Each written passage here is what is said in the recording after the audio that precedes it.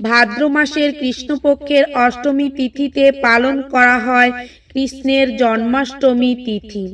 সেই রকম প্রতি বছর অগ্রহায়ণ মাসের কৃষ্ণপক্ষের অষ্টমী তিথিতে পালন করা হয় এই পৌরা অষ্টমী তিথি। নমস্কার, আমি কৃষ্ণদাসী শ্রীমতী সুপর্ণা বেরা শ্রীরাধিকা চ্যানেলের পক্ষ থেকে আমার সকল সনাতনী ভক্তবৃন্দদের এবং সমস্ত মায়েদের এবং সমস্ত পৌরা অথবা পড়ুয়া ভাই বোনেদের জানাই আগাম শ্রী শ্রী পৌরা অষ্টমী তিথির আগাম শুভেচ্ছা ও অভিনন্দন। ভক্তবৃন্দ, আমি এই চ্যানেলে আপনাদের কাছে বিভিন্ন পুজো পার্বণের পদ্ধতি, সহজ পদ্ধতি, মন্ত্র সহ আপনাদের কাছে প্রদান করে থাকি ভিডিও। সেই রকম এক ভক্ত আমাকে কমেন্ট করেছেন যে আমাদের তো কোনো অঞ্চলে গ্রাম বাংলার বিশেষ লৌকিক উৎসব এই পড়ুয়া অষ্টমী, সেই পড়ুয়া অষ্টমী তিথি আমরা কিভাবে পালন করব বা তার পুজো পদ্ধতি একটু বিশদে বর্ণনা করার জন্য, তাই আজকে আমি এই ভিডিওর মধ্য দিয়ে আপনাদের কাছে প্রদান করব যে পড়ুয়া বা পৌরা অষ্টমী তিথি কিভাবে গ্রাম বাংলায় তা পালিত হয়ে থাকে এবং কিভাবে পালন করা হয় পুজো পদ্ধতি। তাই ভিডিওটি স্কিপ না করে পুরোটা দেখুন। আশা করি ভিডিওটি দেখে অথবা শ্রবণ করে আপনাদের উপকৃতই হবেন আপনারা। প্রথমত বলি যে অগ্রহায়ণ মাসের কৃষ্ণপক্ষের অষ্টমী তিথিতে তো পালন করা হয়ে থাকে এই পৌরা অষ্টমী তিথি, কিন্তু এবছর অর্থাৎ 2024 সালে আমাদের এই পৌরা অষ্টমী তিথি পড়েছে আগামীকাল অর্থাৎ 23শে নভেম্বর 2024 এবং বাংলা 1431 বঙ্গাব্দের 7ই অগ্রহায়ণ, আর দিনটি পড়েছে শনিবার। এই দিন গ্রাম বাংলার এই বিশেষ লৌকিক উৎসব প্রায় সমস্ত রাঢ় বাংলা সমেত দক্ষিণ পশ্চিম সীমান্ত বাংলা তথা ওড়িশা লাগোয়া সমগ্র অঞ্চলে এই প্রথা প্রচলিত হয়ে আছে। এই প্রথাকে কেন্দ্র করে সকাল থেকে সমস্ত বাড়িতে শুরু হয়ে যায় নানা উৎসব।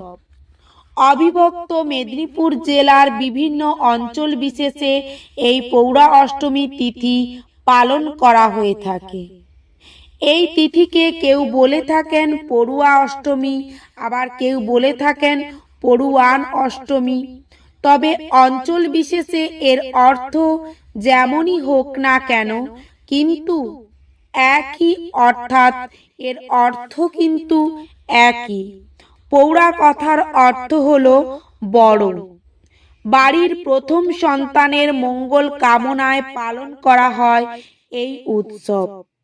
একজন নারী যার মুখ থেকে প্রথমে মা ডাক শুনে, প্রধানত তাকে ঘিরেই এই অনুষ্ঠান পালন করা হয়। উৎসবটা শুধুমাত্র বাড়ির বড় বা পৌরা সন্তানকে নিয়ে হলেও কিন্তু বাড়ির সমস্ত সদস্যরা অবশ্যই এই আনন্দে কিন্তু মেতে ওঠেন। এই দিন অর্থাৎ আমাদের এই পৌরা অষ্টমী পড়েছে 23শে নভেম্বর, অর্থাৎ রাত পোহালেই। তাই অবশ্যই এই দিন মায়েরা সকালে স্নান করে আপনারা শুদ্ধ বস্ত্র পরিধান করে নেবেন। তারপর তুলসী মঞ্চ সুন্দর করে ধুয়ে নেবেন এবং ফুল দিয়ে তুলসী মঞ্চ সাজিয়ে নেবেন। তারপর একটি অখণ্ড কলা পাতা নিয়ে মন্দিরের পাশে রাখবেন, বা কোনো অঞ্চলে দেখা যায় একটি পিঁড়ি অথবা কাঠের পিঁড়ার ওপর বিছিয়ে দেন হলুদ গাছের পাতা।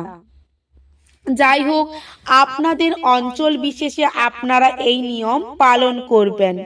তবে আমাদের এখানে অর্থাৎ আমরা পূর্ব মেদিনীপুর জেলার কাঁথি সংলগ্ন এলাকাতে আমাদের এখানে পিঁড়ের ওপর হলুদ গাছের পাতা বিছিয়ে তারপর ওই হলুদ গাছের পাতার ওপর গোময় দিয়ে আমাদের বানিয়ে নিতে হবে গোবর্ধন ঠাকুর। ছোট ছোট গোলাকার করে গোবর্ধন ঠাকুর বানাতে হবে। 3টে 5টে কিংবা 7টে অথবা তার বেশি, মোটামুটি বিজোড় সংখ্যক। তবে অনেক জায়গায় অঞ্চল বিশেষে 3টে করে থাকেন, মনে করে থাকেন ব্রহ্মা বিষ্ণু মহেশ্বর। যাই হোক, আপনারা 3টে 5টে 7টে বা তার বেশি সংখ্যক বিজোড় সংখ্যক ছোট ছোট গোময়ের গোবর্ধন ঠাকুর তৈরি করে নেবেন। তবে বলি, এই দিন একই সাথে কিন্তু পূজিত হয়ে থাকেন গৃহলক্ষ্মী, হাতি, ঘট, ময়ূর ইত্যাদি বিগ্রহ। ঠাকুর কিন্তু খেটিয়ালিতে এই দিন পুজো হয়ে থাকেন। ঠাকুর খেটিয়ালি কি? ঠাকুর খেটিয়ালি হলো কাঠের তৈরি বিশেষ ধরনের একটি আসন। মা লক্ষ্মী সহ সমস্ত বিগ্রহ বসে থাকেন। এই লক্ষ্মী ঠাকুরের পুজো কিন্তু অঘ্রাণ মাসের প্রথম বৃহস্পতিবার থেকে শুরু হয়। মকরের সময় মকর খাইয়ে ঠাকুরকে কোনো হাঁড়িতে বা বাক্সে রাখা হয় বা ঠাকুর ঘরে রাখা হয়। যদিও অঞ্চল ভেদে কিন্তু গৃহলক্ষ্মী পুজোর সময় ভিন্ন। অনেক জায়গায় দুর্গাপুজোর পরে কোজাগরী লক্ষ্মী পূজার সময় এই বিগ্রহ বের করে পুজো করে থাকেন। তেঁতুল দিয়ে ধুয়ে তেল হলুদ মাখিয়ে ঠাকুরকে যেন সোনার ছোটা দেওয়া হয়। যাই হোক, আজকের আলোচ্য বিষয়বস্তু হচ্ছে আমাদের পৌরা অষ্টমী নিয়ে।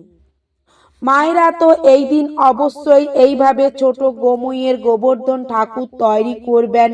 তার উপর আপনারা অবশ্যই ধানের শীষ, দূর্বা ঘাস ইত্যাদি পুঁতে দেবেন। কাছে রাখবেন কুলের পাতা, মূলোর চারা অবশ্যই। তবে মায়েরা এই দিন ভুল করেও কিন্তু কোনো মূলো শাক বা মূলো খাবেন না। এরপর একটি ছোট ঘট পাতবেন। ওই ছোট ঘটে আপনারা সিঁদুর টিপ লাগিয়ে স্বস্তিক চিহ্ন অঙ্কন করবেন। তার উপর একটি আম্রপল্লব আম্র শাখা, বিজোড় সংখ্যক পত্রের কষা ফল, হরিতকি, আতপ চাল ইত্যাদি সহ আপনারা ঘরটি প্রতিস্থাপন করবেন। জেলে দেবেন ঘিয়ের প্রদীপ। দেখবেন ওই প্রদীপটা যেন অনেকক্ষণ জ্বলতে থাকে, অর্থাৎ ওই প্রদীপ যেন খুব তাড়াতাড়ি নিভে না যায়। যত বেশিক্ষণ জ্বলবে আপনার সন্তানের আয়ু তত বেশি বর্ধিত হবে। যাই হোক, এরপরে সিঁদুর গোলা, চন্দন ফোঁটা দিয়ে প্রত্যেকটা গোবর্ধন ঠাকুরের মাথায়, অর্থাৎ প্রত্যেকটা গোবর্ধন ঠাকুরের টিকা দিয়ে দিতে হবে। তারপর আপনারা আপনার সন্তানকে আবাটা কাঁচা হলুদ বাটা মাখিয়ে স্নান করিয়ে নেবেন। এই দিন নতুন বস্ত্র পরিধানেরও এক বিশেষ মাহাত্ম্য রয়েছে। তারপর আপনারা নতুন বস্ত্র পরিয়ে আপনার সন্তানের কপালে চন্দনের ফোঁটা লাগিয়ে দেবেন। সঙ্গে সঙ্গে গোবর্ধন ঠাকুরকেও লাগাবেন। অনেক অঞ্চলে লক্ষ্য করা যায় যে এই দিন সন্তানের গলায় শালুকের মালা পরানো হয়, বা আমাদের এখানে কাঁথি সংলগ্ন এলাকাতে আমরা করে থাকি তুলসীর মালা, কোমরে ঘুনসি এবং সঙ্গে নতুন বস্ত্র। তবে এই সমস্ত উপকরণগুলি সন্তানের মামার বাড়ি থেকে উপহার হিসাবে দেন। যাই হোক, আপনাদের অঞ্চল ভেদে আপনারা এই অবশ্যই নিয়মগুলি পালন করবেন।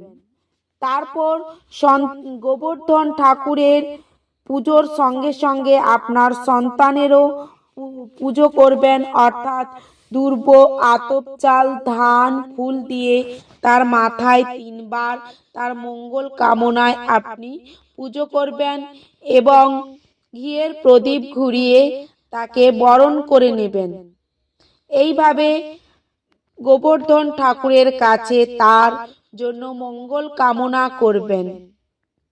তারপর এই দিন সন্তানকে বিভিন্ন উপহার দেওয়া হয়, অথবা এই দিন বিভিন্ন ভালো ভালো তার পছন্দের পদ রান্না করে দিতে হয়।